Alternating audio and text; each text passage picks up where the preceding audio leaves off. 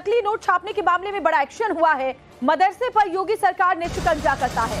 आरोपियों पर एनएसए के तहत कार्रवाई होगी। आरोपियों के खाते आधार खंगाले जा रहे हैं। आरोपियों से एनआईए पूछताछ भी कर सकती है, क्योंकि नकली नोटों का जो ये रैकेट था वो कब से काम कर रहा था, ये नोट कहां सप्लाई किए जा रहे थे, कहां कहां इन्हें खपाया गया, कितनी तादाद में नोट छापे गए, ये सब जांच का विषय है, जिसको लेकर अब एनआईए की टीम जो है वो मदरसे और नकली नोट के बारे में जानकारी मांग चुकी है। तो बड़ी खबर आपको बता रहे हैं, एनएसए के तहत कार्रवाई इस पर होगी। योगी सरकार का सख्त एक्शन इस मामले में सामने आया है। बड़ी खबर आपको बता रहे हैं, दरअसल प्रयागराज में नकली नोट छापा जा रहा था एक मदरसे में, और देखिए एक एक करके तमाम आरोपी जो है वो पकड़े गए हैं, और ये जो नकली नोटों की खेप है वो भी जब्त की गई है। मदरसे का सोसाइटी रजिस्ट्रेशन भी रद्द किया जाएगा। रासुका के तहत कार्रवाई की जाएगी। नकली नोट यहाँ छापा जा रहा था, कब से ये सब कुछ चल रहा था, ये सब कुछ खंगाला जाएगा। कई बड़े और भी चेहरे इसमें सामने आ सकते हैं।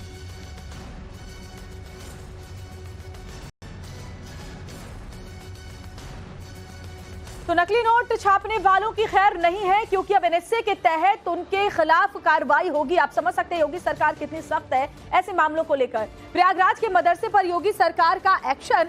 दरअसल हुआ क्या था, मदरसे में नकली नोट छापने वालों पर रासुका लगेगा। आरोपियों के खाते, आधार कार्ड, पैन कार्ड, पासपोर्ट की पड़ताल की जाएगी। फंडिंग कहां से आ रही थी, पैसे कहां जा रहे थे, ये सब कुछ आरोपियों से पूछताछ एनआईए की टीम भी कर सकती है और तमाम खुलासे सामने रखे जा सकते हैं।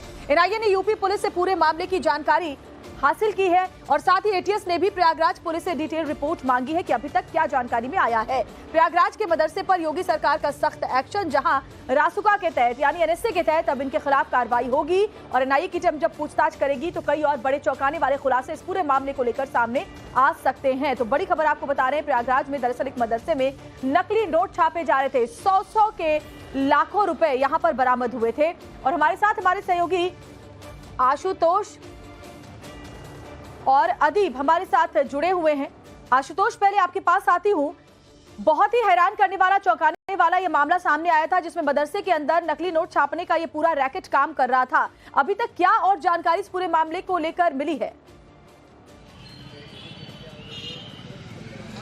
बिल्कुल श्वेता, ये हैरान करने वाला मामला था। देखिए 70 साल से ये मदरसा चल रहा था, जामिया हबीबिया ये मदरसा था, और कहा यह जा रहा है कि इस मदरसे का किसी तरीके का कोई रजिस्ट्रेशन नहीं था, किसी तरीके की कोई परमिशन नहीं लगी थी। अवैध तरीके से ये जो मदरसा था वो पिछले 70 सालों से चल रहा था।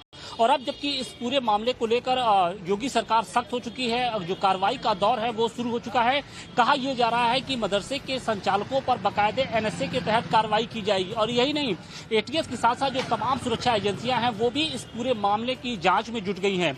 कहा यह जा रहा है कि अल्पसंख्यक कल्याण विभाग की ओर से इस जो मदरसा था उसको संचालित करने वाला जो संस्था थी उसका जो रजिस्ट्रेशन है उसको भी रद्द करने की मांग की गई है। इसके साथ ही जिस जमीन पर यह पूरा मदरसा बना था उसकी भी जांच की जा रही है। कहा यह जा रहा है कि सरकारी जमीन पर यह पूरा मदरसा बना था, लिहाजा अब यहां पर न सिर्फ इस पूरे मदरसे को सील किया जा सकता है बल्कि वहां पर बुलडोजर की कार्रवाई भी हो सकती है। इसके साथ ही पुलिस अब जो चारों आरोपी हैं उनकी कस्टडी रिमांड लेकर पूछताछ करेगी, ताकि इस बात का खुलासा हो सके कि इस रैकेट में और कितने लोग शामिल हैं, कहां कहां नोटों की सप्लाई की जाती थी। देखिए सबसे बड़ी बात यह है कि कहा यह जा रहा है कि पूछताछ में जो बातें सामने आई है उसके मुताबिक ये जो नकली रैकेट के जो शामिल जितने लोग थे उनकी कोशिश ये थी कि आने वाले महाकुंभ में नकली नोटों का एक बड़े खेप को वहां पर खपाया जाए, क्योंकि लगभग करोड़ों लोग महाकुंभ में आते हैं। ऐसे में उनकी कोशिश ये थी कि जब महाकुंभ शुरू हो तो करोड़ों रुपया जो है वहां पर उसको खपाया जा सके, और इसी चक्कर में दिन रात वहां पर नकली नोटों की छपाई हो रही थी। और इस बात की जानकारी जब पुलिस को होती है तो पुलिस ने वहां पे छापेमारी की और एक एक कर जो सख्त एक्शन योगी सरकार का आशुतोष नजर आ रहा है। अदीब, वॉल्टर से रुख कर लेते, लखनऊ से हमारे संवाददाता हमारे साथ जुड़े हुए। अदीब, एनएसए के तहत कार्रवाई होगी, क्योंकि योगी सरकार का सख्त इसको लेकर के निर्देश है कि अगर कोई भी इस तरह के कामों में लिप्त होगा तो उसको कड़े एक्शन का सामना करना पड़ेगा। कार्रवाई को लेकर क्या अपडेट अदीब?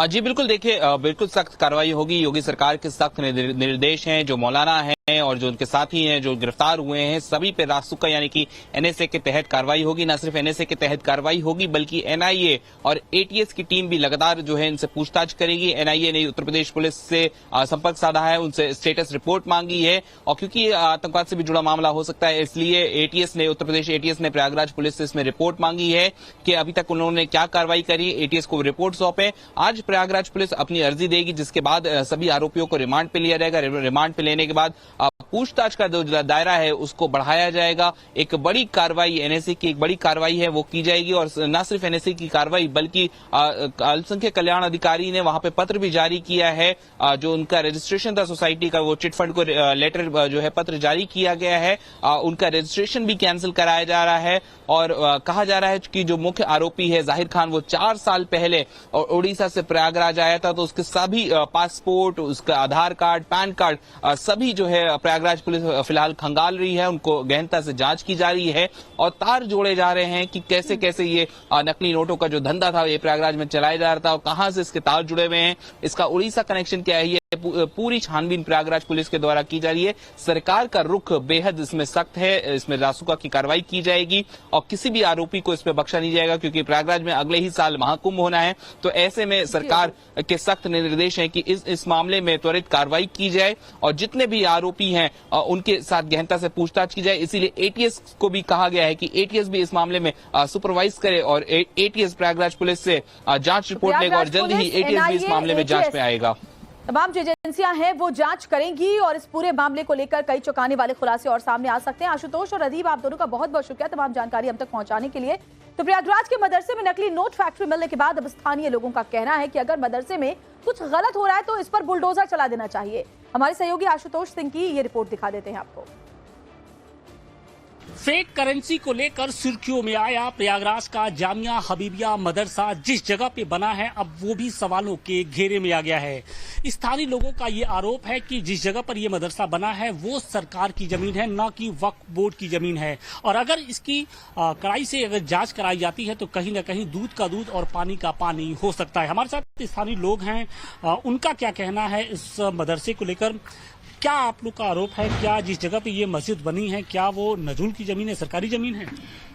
सरकार के द्वारा इसकी जांच कराई जानी चाहिए कि यह जमीन जिस पर मदरसा बना हुआ है किस प्रकार की है। सरकार की जमीन है तो उस पर सरकार अपना फैसला लेगी कि उसे क्या करना है और क्या नहीं। क्या इसको लेकर पहले विवाद की स्थिति बनी थी? क्या इसको लेकर पहले विवाद की स्थिति बनी थी या नहीं, यह संज्ञान में नहीं है। आप लोग क्या डिमांड कर रहे हैं?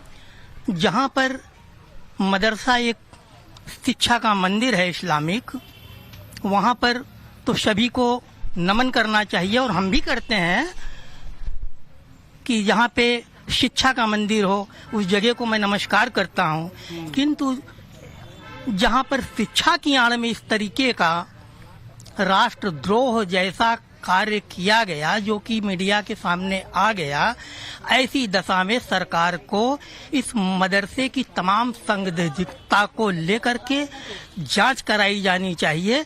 आवश्यकता होने पर स्थानांतरित करने की भी व्यवस्था होनी चाहिए। स्थानांतरित क्या बुलडोजर भी चलना चाहिए, कहना चाह रहे हैं? अब ये सरकार के की जांच में अगर ऐसा पाया जाता है तो बुलडोजर चलाना चाहिए। इस मदरसे पर बुलडोजर चलना चाहिए ऐसा ये कहा जा रहा है। सरकार जांच कराए, जांच के अनुसार जैसा हो कार्रवाई करे। सर उचित कार्रवाई होनी चाहिए। क्या कार्रवाई की मांग कर रहे हैं? क्योंकि हम लोग यहीं पे रहते ही हैं और छत के नीचे काम हो रहा है, ये किसी को नॉलेज है ही नहीं। अब कौन आता है कौन नहीं जाता है, आदमी मुल्ला है मौलवी है, इसमें तो हम लोग नॉलेज। मदरसा है तो बच्चे ही आएंगे, पढ़ने वाले ही आएंगे। बच्चे पहले आते थे, अब नहीं आते। 4-6 महीने से बच्चे नहीं आते।